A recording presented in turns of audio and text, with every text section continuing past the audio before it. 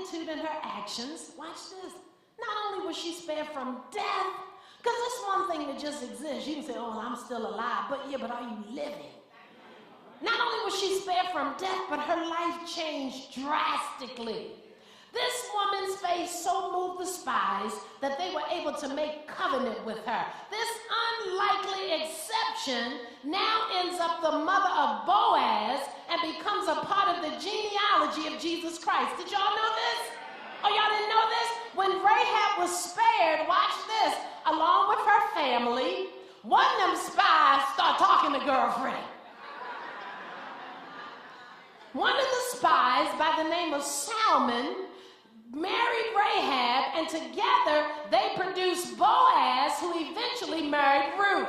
Rahab is the great-great-grandmother of David, the same David who slew Goliath and wrote the majority of the book of Psalms. Oh, the places you will go when you dare to have faith. What an achievement. What an inspiration to think that Rahab, that's why when my enemies laugh at me, I'm like, keep laughing, boo, keep laughing. I ain't going to answer you, but if you keep watching my life, I promise we're going to wipe that smile off it. When you see what God is about to do through me, I promise you that that smile is going to be what? Look at your neighbor and say, I'm going to wipe some smiles. Yes, I am. My future is going to wipe some smiles off. Hey, laugh for you. I want you to laugh hard. Show all your teeth. Because when God gets finished doing what he's going to do through me, baby girl, I'm going to have the last.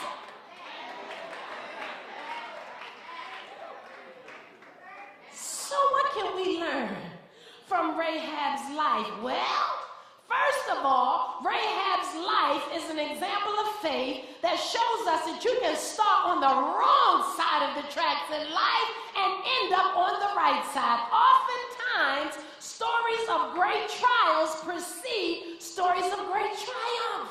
When there is a lot on the line and when there's a lot at stake, the fight will be great, but the victory will be even sweeter. Your warfare is a clue to who you're becoming. Stop crying. Picking on me. Why not? Do you understand what you're carrying? Do you understand who you're about to unfold into? Do you understand where God is taking you for real? If you really could see, come on here. I have not seen, ear have not heard the things that God has. I'll be mad at some of you too. Secondly, Rahab's example shows us that where you end up in life is more important than where you begin. Born to a single mother in Detroit, struggling academically throughout elementary school and exhibiting emotional challenges with his temper, Dr. Ben Carson is a fine example of someone who overcame the period and proceeded to the comma. His mother reduced his television time and required him to read 2 books a week and produce written reviews for her. When's the last time you made your baby read a book? You'd like to meet a government. The government ain't up in your house.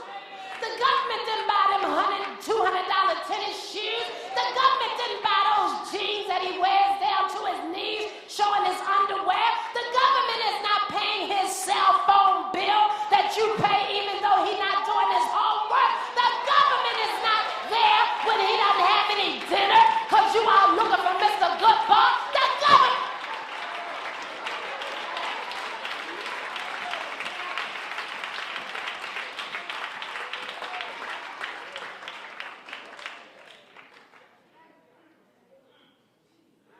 Look at your neighbor and say, you better put a comma where the enemy put a period.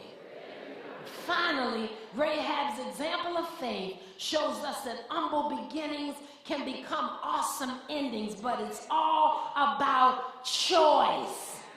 Born to interracial parents who separated when he was 1 month old, visited by his dad one time in 1971, and he would later lose his dad in a car accident at the age of 21, living with his grandparents since the 5th grade and choosing to stay in Hawaii while his mom and sister went back to live in Indonesia. He describes his struggles as a young adult to reconcile social perceptions of his multiracial heritage. And according to society, he would be nothing but a statistic. But he is now the 44th president of the United States.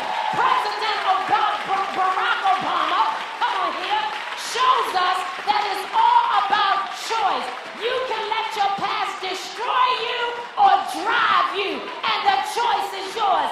Somebody stand on your feet and celebrate with me that no matter how dark our pasts are, they cannot stand up against the justification system of our Lord God. I'm so glad that the Lord puts a comma where the devil put a period, because faithful people always end up in unexpected places.